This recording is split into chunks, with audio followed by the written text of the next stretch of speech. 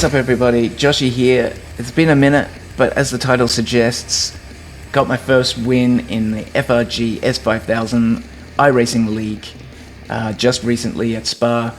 But what is the FRG S5000 iRacing League, I hear you say? Well, FRG is widely recognized as one of the premier esports organizers on the iRacing service. They run esports events for Australian and New Zealand sim races, and they do Formula Ford, F4, and this year for the first time they're doing the Formula Renault 3.5, which is what I'm competing in. The other awesome thing about the FRG League is that the format's a fair bit different than the normal iRacing official races. So in this one we have a 15-minute 5-lap open qualifying, so everybody's on track at the same time, which makes things quite a bit interesting. They do a 15-minute sprint race, so we're just flat out for 15 minutes, I guess similar to an iRacing official race. And then we go into a 50-minute feature race, and we have a max fuel tank of 55 litres, which means that you're going to have to at least make one stop in a typical race. So that really mixes things up as well. They also have live stewarding and penalties, as well as safety cars. So not only is the format top-notch and professional, they attract the best sim racers in Australia, and if not, some of these guys are some of the best in the world. So in the current series, we've got 8K IR, 5 times FR35 iRacing champion Tim Delisle, VRS coach and setup guru, as well as an iRacing F3 champ Julian Dunn, 17-year-old 9.8K IR real-life karting champion Damon Wood, and a host of other, really incredible sim racers. You got Greg Olson, Jason C, Daniel Edmonds, and a host of others that, the field is truly stacked. So we're racing against some really top-notch people here. Round 5 at Spa, which is one of my all-time favorite tracks. What an incredible place this is. You just feel like a superhero on this track. So I managed to put it on pole for the first time this season. I was a 10th ahead of Tim Delisle and a couple of tenths ahead of Julian. Really happy I put it all together. Lap felt great. There was probably not too much more in it. Now with Josh Stewart taking pole for this evening with a 1:59.4. That's a pretty quick lap. And Tim Delisle sitting alongside him for Positive Sim Racing. So, although I put it on pole, it's actually not the ideal spot to be at Spa. You've got the very long Kimmel Straight, which gives everybody a massive tow behind you, and because the gaps are so small at the start, you're going to be challenged into Lacombe. So, before the race, Tim and I were speaking, and we're like, look, let's do what we can to try and prevent P3 getting a massive slipstream and going past both of us and making it, 3 wide into Lacombe, which is just death. Unfortunately, that didn't quite go to plan. Julian got a great run, and Tim wasn't able to close the gap quick enough. Then Julian was able to go around the outside of both of us, but he was carrying way too much speed into Lacombe and got a twitch on the rear and then cut across the grass. I really thought he was going to torpedo into the side of me. Unfortunately, Tim wasn't so lucky, and he caught the rear end of Julian there. When there's an incident, you normally call your car number, the lap number, and the corner where the incident took place, but Tim just said the following. Race control, Julian. Agreed.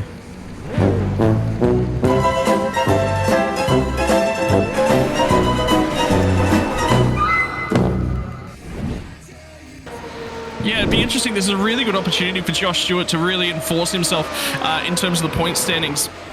We'll be, after this sprint race, we're going to be halfway through the series here, Dave, and he's a little bit down. This is a really, really good opportunity to see if he can get himself potentially a couple of places here tonight. Safety car has been called as well. There's also a bunch of carnage behind us on lap 1, which led to a safety car. So that eliminated my 2-second lead. And unfortunately, Tim and Julian, because of that incident, they had to pit for repairs.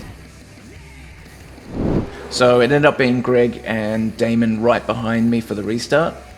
I had an awesome restart out of the chicane, but I really messed up turn 1, which allowed Greg to close in that little bit more just to get that little bit more slipstream effect down the long straight. Again, the idea was Greg and I were going to try and prevent P3 from slingshotting past us and making it 3 wide into Lacombe, and we wanted to avoid an accident, so both Greg and I were positioning our cars enough so that there didn't leave much room for Damon to get by, and Damon played it really smart and safe here, and we ended the first lap after the safety car just in formation. But it looks like he's really loving the evening at Spa, because, well, isn't it one of the greatest circuits in the world? It really is. It's a fabulous track, and it really suits these high-powered, high-downforce bloody open-wheelers. They're perfect for this sort of circuit. So I managed to stay in front of Greg and Damon. Damon snuck past Greg, but for the next 6 laps, I was just head down, focused on, keeping Damon out of my slipstream enough that I could hang on. And yeah, just took it to the finish line, and that was it. Sprint win. So there we go. Josh Stewart takes the win. Fabulous win. Damon Wood second. Greg Olsen in third. Phil Vella, top 4. Great finish, Phil.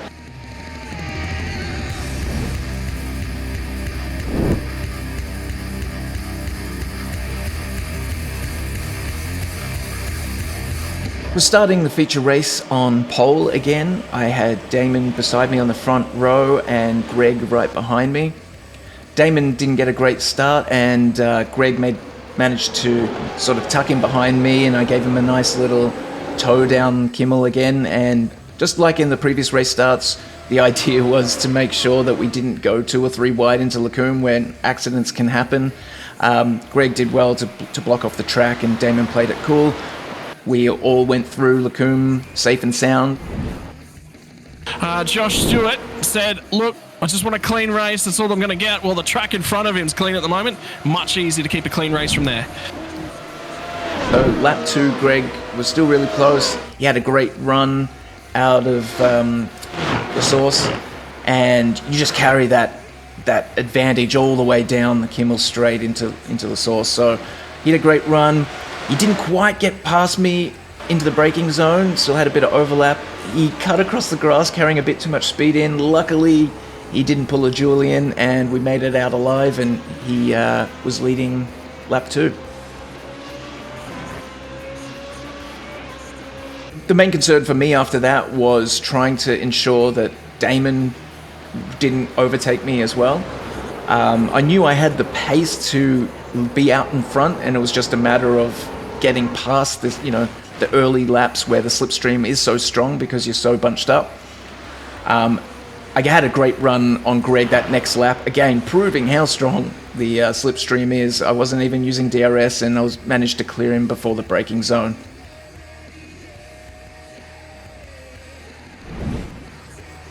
By about lap 15, I built a 3 to 4 second gap back to actually Tim Delisle, who was now back in P2 after starting in P8.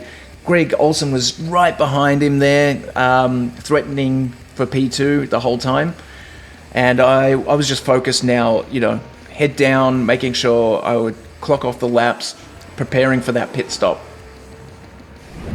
Will be no traffic. You'll be running in clean air, or where you should be on corrected strategy all night long. Josh Stewart going to come to the pit lane. That is going to trigger As does all of the top 3. As does Olsen. So the top 3 are all in the pit lane together. And make that the top 4 because Vella's in as well. After I came out of the pits, I was about 5 seconds ahead of Tim, so I was able to increase my lead by about a second. But my fuel calculators and overlays were saying that I was going to be 1 litre short at the end of the race. So I was stressing my butt off. I thought, you can't be serious. I'm going to lose this race because of a pit stop and some fuel, So I was madly doing the calculations in my head to try and figure out, am I going to be short, or do I have to save fuel, or can I push? Is now down to 3.5 seconds. The thing that I'm worried about here, though, is can we get those pit stop times back up? Because Stewart was exceptionally quick through the lane. It has me a fraction concerned. He was a full second less spent static in the pit lane, and that definitely rings alarm bells for me. So I started saving fuel for the next few laps, which reduced my gap to Tim by about 1.5 seconds. But luckily, during that time, I worked out that my fuel calculations were fine. It was the overlays that were wrong, and I had plenty of fuel to spare to the end. So I started pushing again, made sure to stabilize that gap. And because of the earlier laps and the fighting that Tim and Greg had to do, I built that gap enough that I could just focus on bringing it home now, which at Spa is easier said than done, because this place can kill you at any time. In that middle sector, you put a wheel wrong and you're in the wall, and it's really that easy to be race ending there. So thankfully that didn't happen, and I was able to ride it out to the end and secure my very first feature race victory in the S5000 series. Absolutely stoked. Brilliant drive down into the chicane, absolute driving lesson.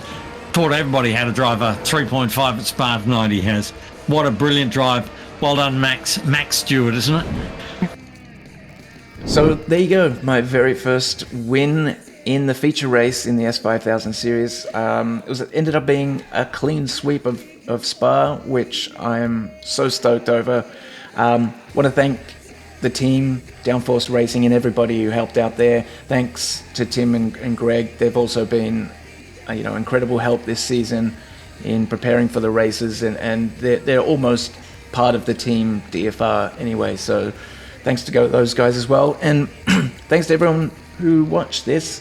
The next race is in Monza in a few weeks' time, so check the link in the description and you can watch it live. Take care, everybody. Peace.